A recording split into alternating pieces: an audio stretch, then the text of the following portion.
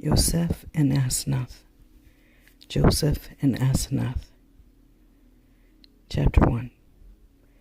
It came to pass in the first year of the 7 years of plenty, in the second month, that Pharaoh sent out Yoceph to go round the whole land of Mitzrayim. And Yoceph came in the 4th month of the first year, on the 18th day of the month, into the district of Heliopolis. And he was collecting all the corn of that land, as the sand of the sea. Now there was in that city a man, a governor of Pharaoh, and this man was the chief of all Pharaoh's governors and masters. And he was very rich and wise and generous, and he was Pharaoh's counselor, and his name was Potiphar, and he was the priest of Heliopolis. And Potiphar had a virgin daughter of about 18 years of age, tall and beautiful and graceful, more beautiful than any other virgin in the land. And she was quite unlike the daughters of Mitzrayim, but in every respect like the daughters of the Ivri. And she was as tall as Sarah, and as beautiful as Rivkah, and as fair as Rachel. And this virgin's name was Asenath. And the fame of her beauty spread through all that land, even to its remotest corners. And all the sons of the masters and of the governors and of the kings sought her hand in marriage, young men, all of them.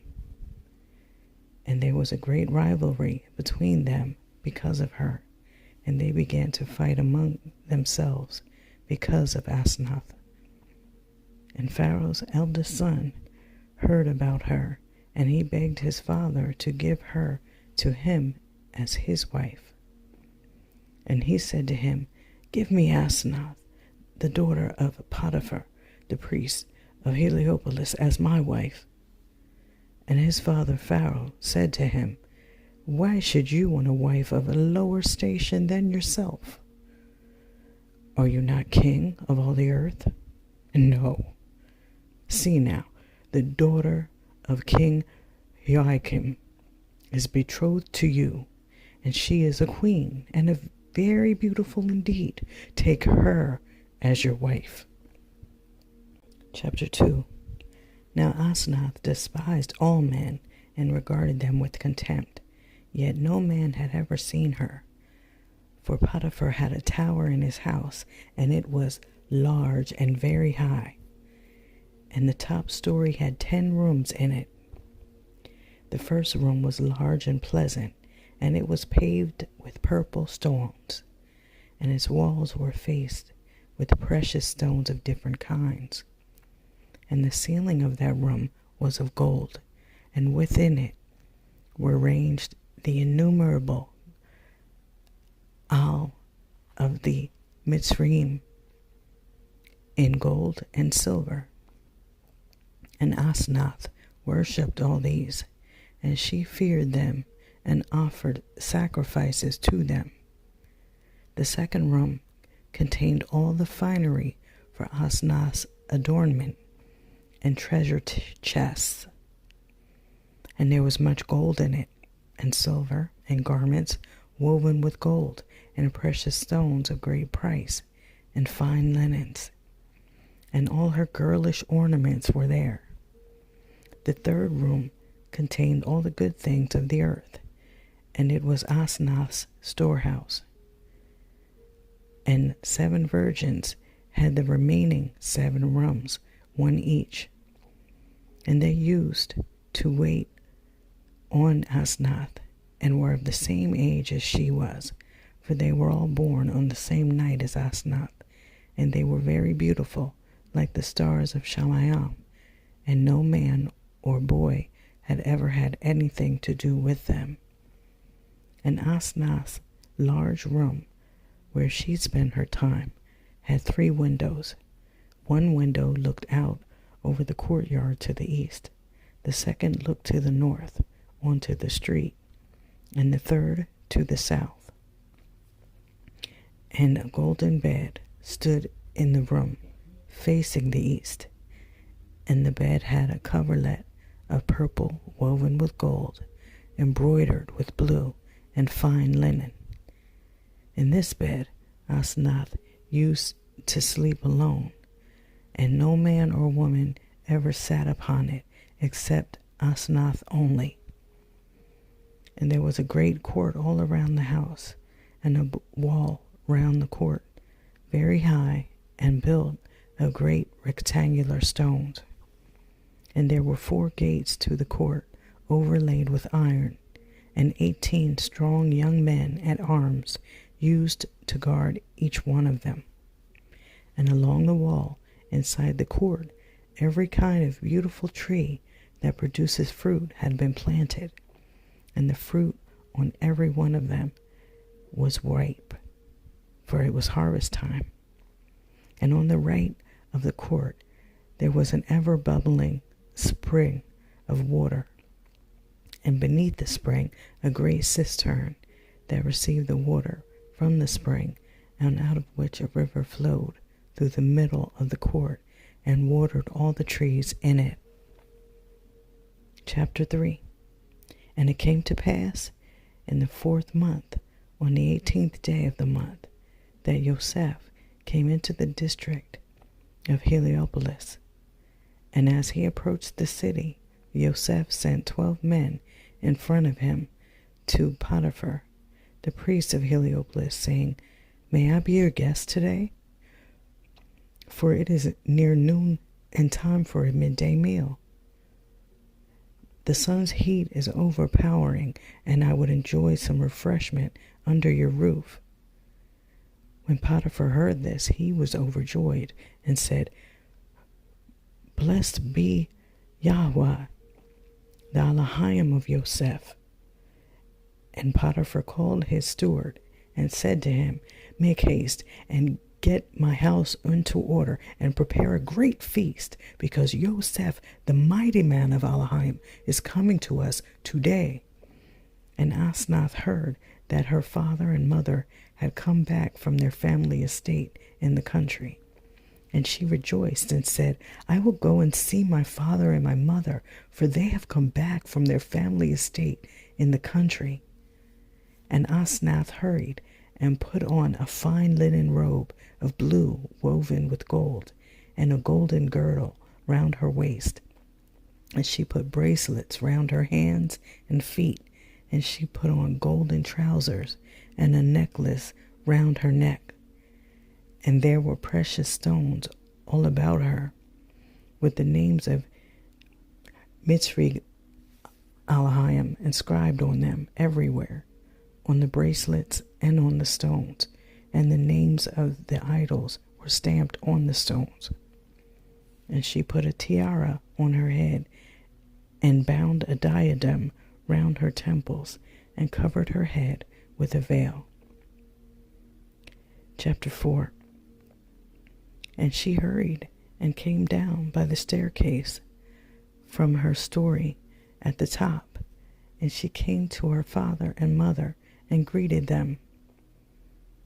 And it gave Potiphar and his wife great joy to see their daughter Asenath adorned as the bride of Elohim. And they took out all the good things they had brought from their estate in the country, and they gave them to their daughter. And Asenath rejoiced at the good things, and at the fruit, the grapes, and the dates, and at the doves, and at the pomegranates, and the figs, for they were all delightful. And Potiphar said to his daughter, Asenath, my child. She said, Lo, here am I, my master. And he said to her, Sit down, please, between us. I want to talk to you. And Asenath sat down between her father and her mother. And her father Potiphar took her right hand in his right hand and said to her, "My child." And Asenath said, "What is it, father?" And Potiphar said to her, "See, Yoceph, the mighty man of Elohim, is coming to us today, and he is ruler of all the land of Mitzrayim. For Pharaoh has appointed him ruler of all our land, and he is the distributor of corn throughout the country, and is to save it from the famine that is come upon it. And Yoceph is a man that worships Elohim. He is discriminating and a virgin, as you are today, and a man of great wisdom and knowledge. And the Ruach of Elohim is upon him, and the favor of Yahudah is with him. So come, my child, and I will give you to him as his wife. You shall be his bride, and he shall be your bridegroom forever." And when Asenath heard what her father said, a great red sweat came over her, and she was furious, and looked sideways at her father. And she said, "Why should my master and my father speak like this and talk as if he would hand me over like a prisoner to a man of another race, a man who was a fugitive and was sold as a slave? Is this not the shepherd's son from the land of Canaan, and he was abandoned by him? Is not this the man who had intercourse with his mistress, and his master threw him into prison where he lay in darkness? And Pharaoh brought him out of prison because he interpreted his dream? No, I will marry the eldest son of the king, for he is king of all the earth." On hearing this, Potiphar thought it wiser to say no more to his daughter about Yoceph, for she had answered him arrogantly and in anger. Chapter 5. And behold, one of the young men from Potiphar's retinue burst in and said, "Lo, Yoceph is at the gates of our court." And Asenath quickly left her father and her mother and ran upstairs and went into her room and stood at the big window that looked towards the east, so as to see Yoceph as he came into her father's house. And Potiphar and his wife and all his relations went out to meet Yoceph. And the gates of the court that looked east were opened. And Yoceph came in, sitting in Pharaoh's viceroy's chariot. And there were 4 horses yoked together, white as snow, with golden reins, and the chariot was covered over with gold. And Yoceph was wearing a marvelous white tunic, and the robe wrapped around him was purple, made of linen woven with gold. There was a golden crown on his head, and all round the crown were 12 precious stones, and above the stones 12 golden rays, and a royal scepter was in his right hand. And he beheld an olive branch stretched out, and there was much fruit on it. And Yoceph came into the court, and the gates were shut. And strangers, whether men or women, remained outside, because the gatekeepers had shut the doors. And Potiphar came, and his wife, and all his relatives, except their daughter Asenath, and they made obeisance to Yoceph with their faces to the ground. And Yoceph got down from his chariot and extended his right hand to them. Chapter 6. And Asenath saw Yoceph, and she was cut to the quick. Her stomach turned over, her knees became limp, and her whole body trembled. And she was much afraid and cried out and said, "Where shall I go? And where can I hide myself from him? And how will Yoceph, the son of Asenath, regard me? For I have spoken evil of him. Where can I flee and hide myself? For he sees everything, and no secret is safe with him because of the great light that is in him. And now may Yoceph's Asenath be propitious to me, because I spoke evil in ignorance. What can I hope for, wretch that I am? Have I not spoken, saying, Yoceph is coming, the shepherd's son from the land of Canaan? And now, behold, the son is come to us from Shamayam in his chariot, and has come into our house today. But I was foolish and reckless to despise him, and I spoke evil of him, and did not know that Yoceph is the son of Asenath. For who among men will ever father such a beauty? And what mother will ever bear such a light? Wretch that I am, and foolish, for I spoke evil of him to my father. Now let my father give me to Yoceph as a maidservant and a slave, and I will serve him forever. Chapter 7. And Yoceph came into Potiphar's house and sat down on a seat, and he washed his feet, and he placed a table in front of him separately, because he would not eat with the Mitzrayim, for this was an abomination to him. And Yoceph spoke to Potiphar and all his relations, saying, Who is that woman standing in the solar by the window? Tell her to go away. This was because Yoceph was afraid she too might solicit him. For all the wives and daughters of the masters and governors of all the land of Mitzrayim used to solicit him to lie with him. And many of the wives and daughters of the Mitzrayim suffered much after seeing Yoceph, because he was so handsome, and they would send emissaries to him with gold and silver and valuable gifts. And Yoceph would reject them out of hand, saying, I will not sin before the Elohim of Yasharal. And Yoceph kept his father Yaakov's face before his eyes continually, and he remembered his father's commandments. For Yaakov used to say to Yoceph and his brothers, Be on your guard, my children, against the strange woman, and have nothing to do with her, for she is ruin and destruction.